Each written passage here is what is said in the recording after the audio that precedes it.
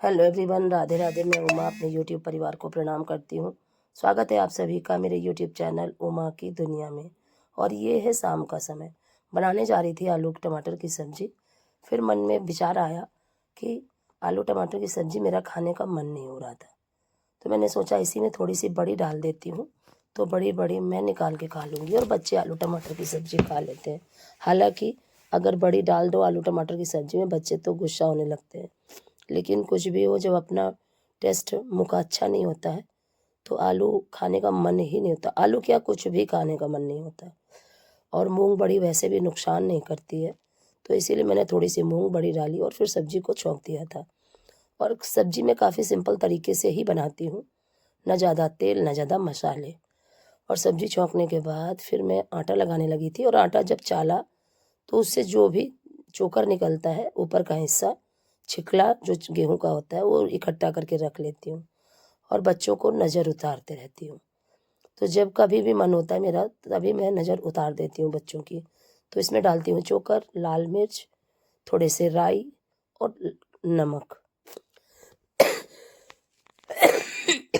इस तरह से मैं बच्चों की हमेशा ही नज़र उतारते रहती हूँ, और जब मेरा मन होता है तभी उतार देती हूँ, क्योंकि बच्चों को भी हमेशा सेफ रखने की कोशिश करती हूँ। कि नज़र उतारने का मतलब ये नहीं होता कि किसी की नज़र लगी है। इसका मतलब ये होता है कि हम अपने बच्चों के ऊपर से किसी भी प्रकार के नेगेटिव विचार को बाहर करें, और हर तरह से एक परफेक्ट जीवन उनको मिले। क्योंकि जब हमारे बच्चों के मन में नेगेटिव विचार आते हैं तो कहीं ना कहीं बच्चे इधर उधर भटक जाते हैं, और उन नेगेटिव विचारों को हम कई तरीके से अलग कर सकते हैं अपने बच्चों के साथ से।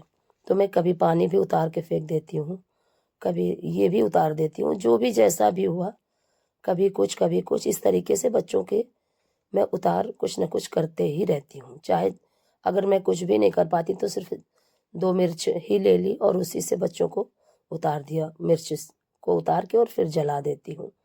कभी कभी चप्पल का भी इस्तेमाल कर लेती हूँ, और इस तरह से निगेटिव विचारों से मेरे बच्चे बचे रहें, यही कोशिश हमेशा करती हूँ। और फिर ये दूसरे दिन का वीडियो है, सुबह का, और ये मैंने खाने में बनाया था। पहले नाश्ते में बनाया था दलिया, और फिर खाने में बनाया मिक्स दाल, और देखिए दलिया अभी भी रखा हुआ है, और आलू टमाटर की सब्जी। आटा मैंने लगा के रख दिया था, और फिर ये 2 दिन से कपड़े मेरे पड़े हुए थे।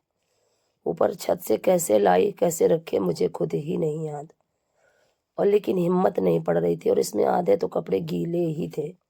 फिर मैंने आधे कपड़े, गीले कपड़ों को अलग किया और सूखे कपड़ों को अलग किया, क्योंकि जब हमारा स्वास्थ्य अच्छा नहीं होता, देखिए कुछ इतने सारे कपड़े गीले थे अभी जो मैंने निकाले, अलग छाट के रखे हुए हैं, तब हमारा एक एक काम हमारे लिए काफ़ी मुश्किल हो जाता है। तो इस मुश्किल समय को किस तरह से निकालना है, मैं हमेशा यही सोचा करती हूँ। और मुश्किल समय को या मुश्किल दिन को या रात को अगर हम लेट के बिताएंगे तो वो हमारे लिए और भी ज़्यादा कठिन हो जाता है।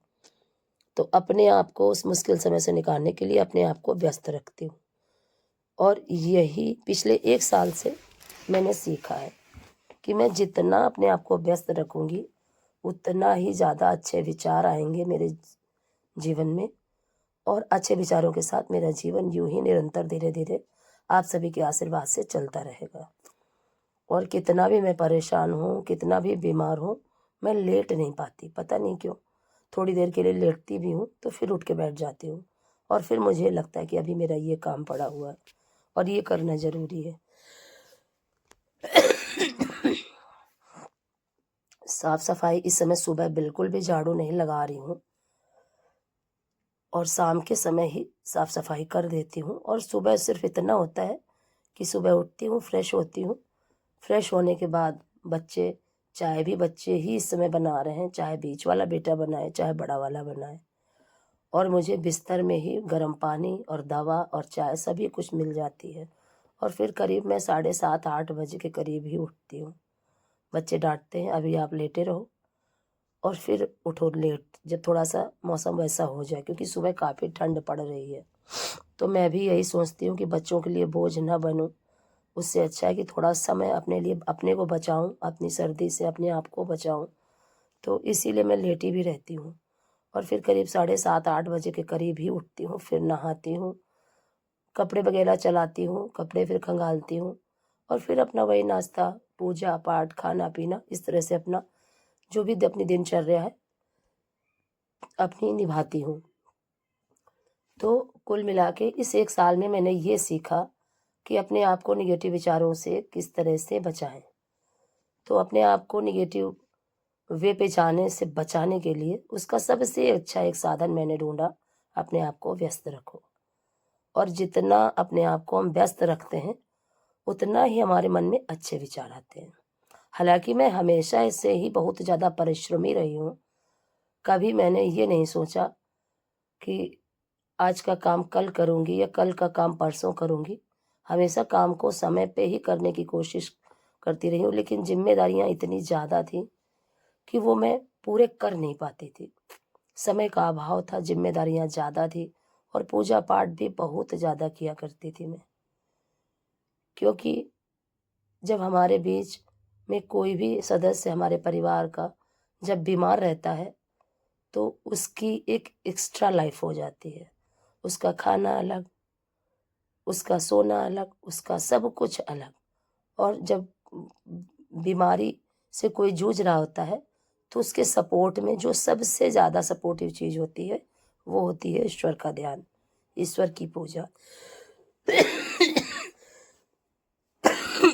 तो इन पूजा तो मैं हमेशा से ही किया करती थी, लेकिन इन 5-6 सालों में मैंने अपने आप को उस पूजा में ही डुबो दिया था।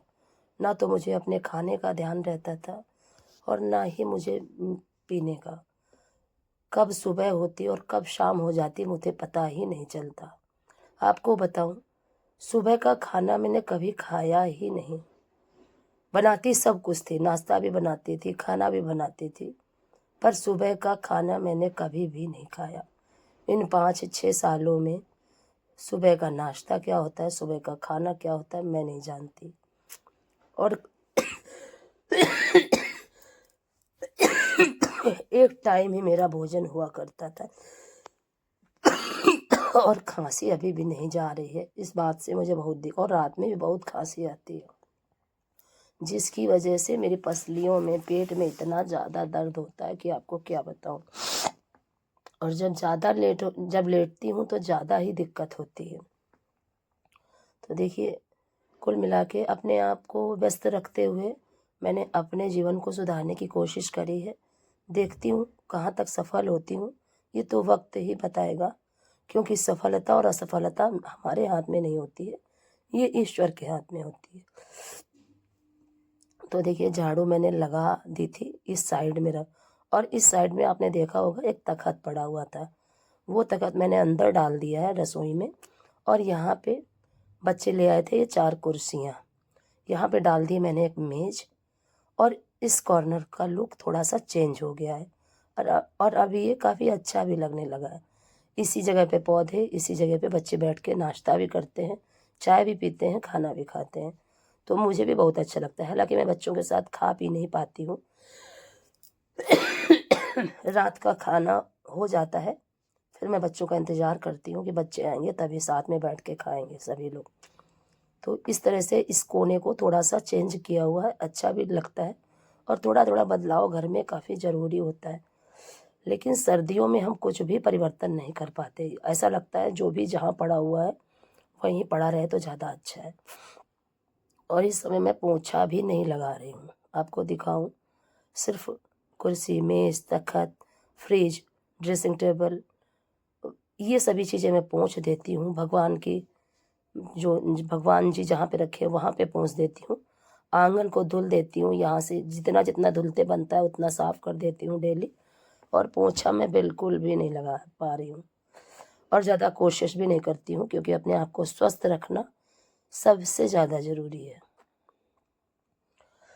अगर आज का वीडियो आपको पसंद आए तो लाइक करिए, चैनल को सब्सक्राइब करिए, बेल को ज़रूर प्रेस करिए, एक प्यारे से कमेंट के साथ अपना प्यार आशीर्वाद मुझे ज़रूर दें, क्योंकि आपके सपोर्ट की वजह से, आपके प्यार की वजह से ही मैंने जीना सीखा है। और मैं ये मैक्सिमम अपने सभी वीडियोज़ में बोलती हूँ जब मुझे सभी चारों तरफ अंधेरा ही अंधेरा दिख रहा था, तब मुझे यूट्यूब याद आया था। और उस अंधेरे समय में भी यूट्यूब ने मेरी मदद करी और मुझे जीना सिखाया। और मैंने धीरे धीरे एक एक स्टेप बढ़ाया अपने आप को, अपने कदमों को। और आज जो भी कर पा रही हूँ आपके प्यार की वजह से ही कर पा रही हूँ। अगर आपका सपोर्ट नहीं मिलता तो मैं नहीं कर पाती।